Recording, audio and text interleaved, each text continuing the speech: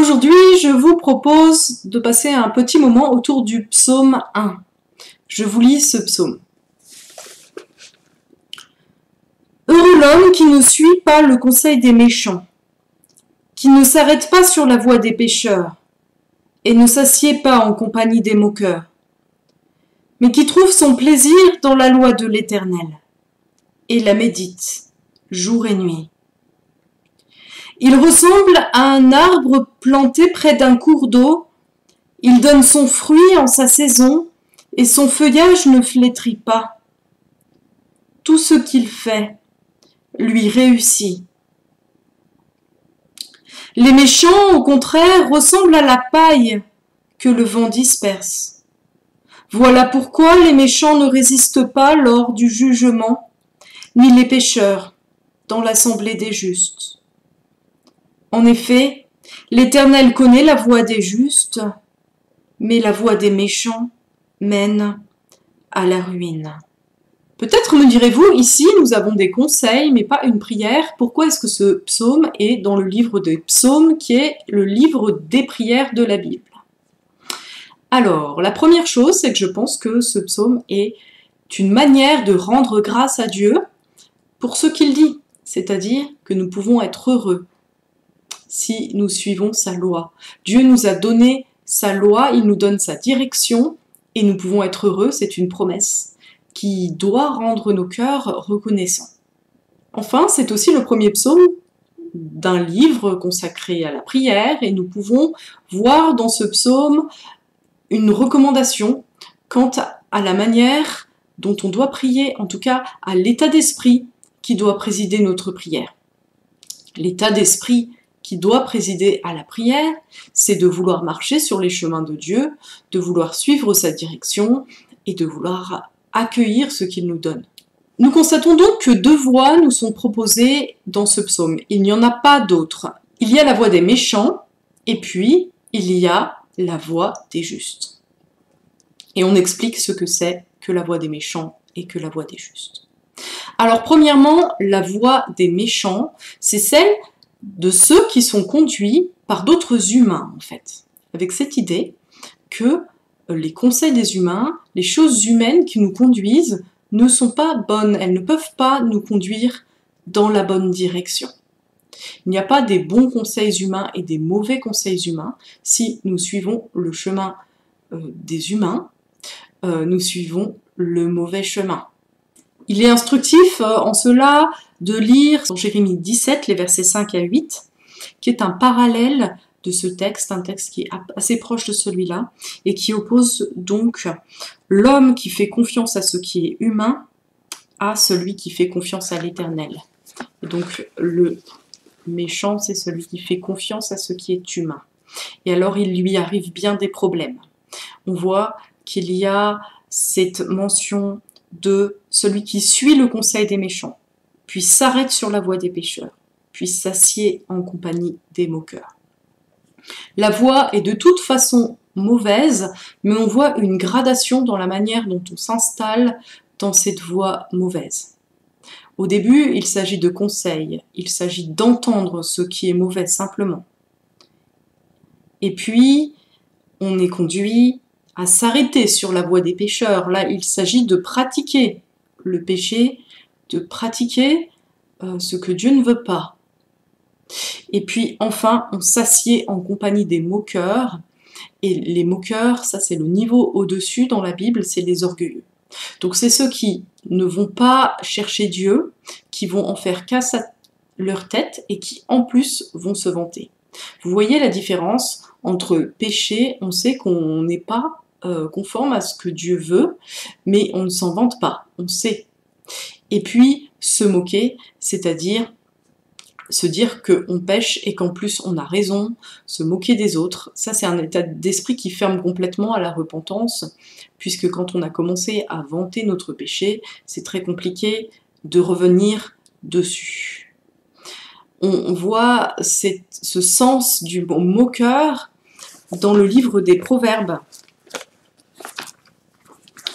au chapitre 21,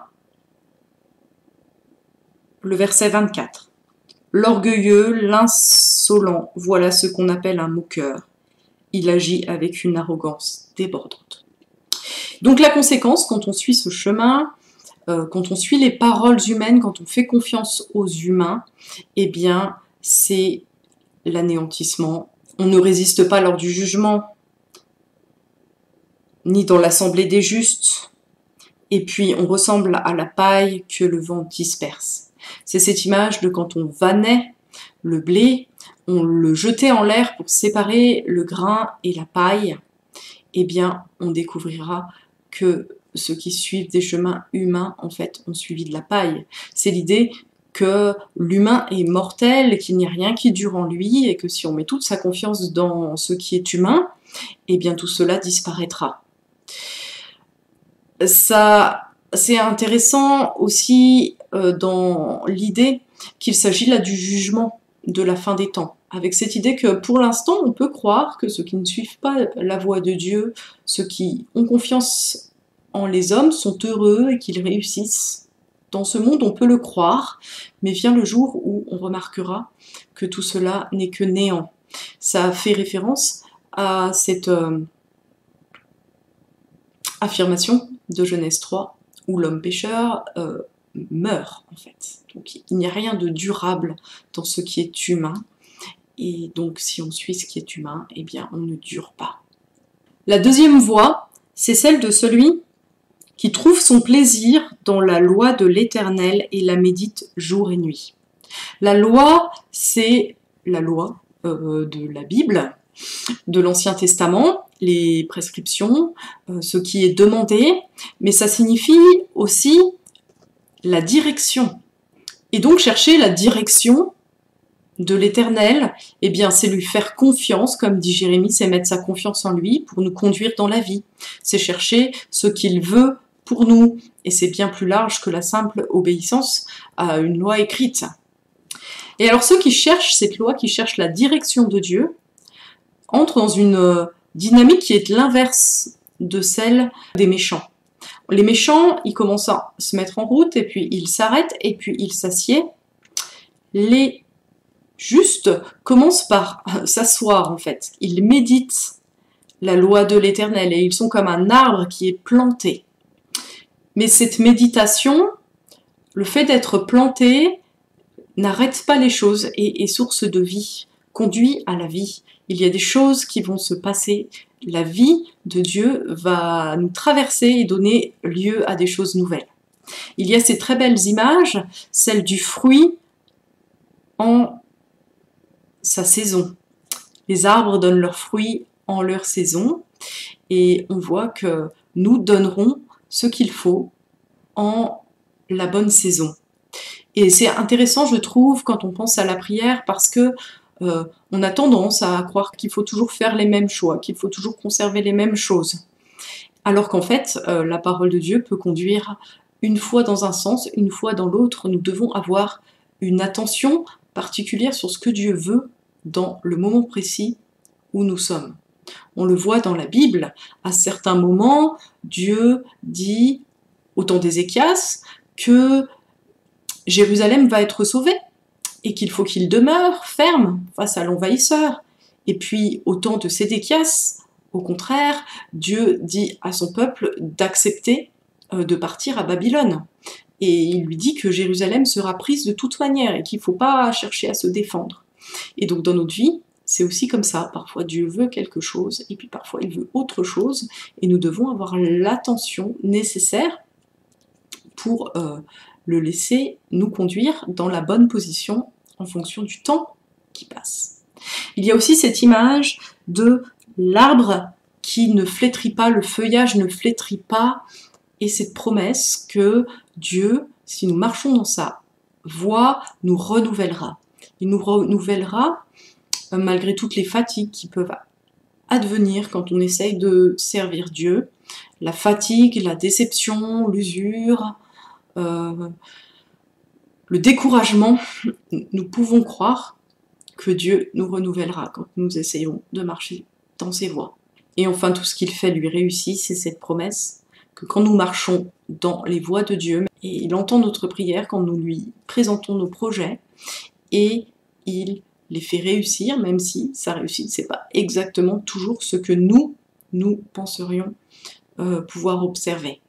Enfin, la conclusion de ce psaume, le verset 6, « L'Éternel connaît la voie des justes, mais la voie des méchants mène à la ruine. » Connaître, pour nous, c'est une connaissance intellectuelle dans la Bible, c'est aussi se soucier. Et donc Dieu se soucie de ceux qui désirent marcher dans ses pas. Et quand c'est un présupposé de la prière, il se soucie de nous et il nous écoute. Nous ne prions pas pour rien. Quand nous prions pour marcher dans ses voies, Dieu nous écoute. Et puis connaître, ça veut aussi dire s'associer. Et là, nous pouvons nous souvenir qu'en Christ, Dieu s'est associé à nous. Il a marché avec nous, au milieu de nous, sur cette voie du juste. C'est lui qui a marché vraiment, parfaitement, complètement. Et avec lui, nous avons cette promesse que de la mort résultera la vie. Cette promesse de vie est pour nous qui marchons avec Jésus-Christ. Alors, 2 questions pour guider nos échanges. Nous avons vu que l'état d'esprit de la prière, c'était de chercher la direction de Dieu. Alors, en quoi la prière permet-elle de m'orienter selon Dieu dans la vie? C'est la première question qui a une question de partage. En quoi la prière m'aide à m'orienter dans la vie, à me conduire dans la vie selon Dieu. Et puis, pour les sujets de prière, nous pourrons particulièrement partager autour des sujets pour lesquels nous avons besoin de recevoir le conseil de Dieu, d'être orientés par lui, d'entendre sa voix. Bonne prière!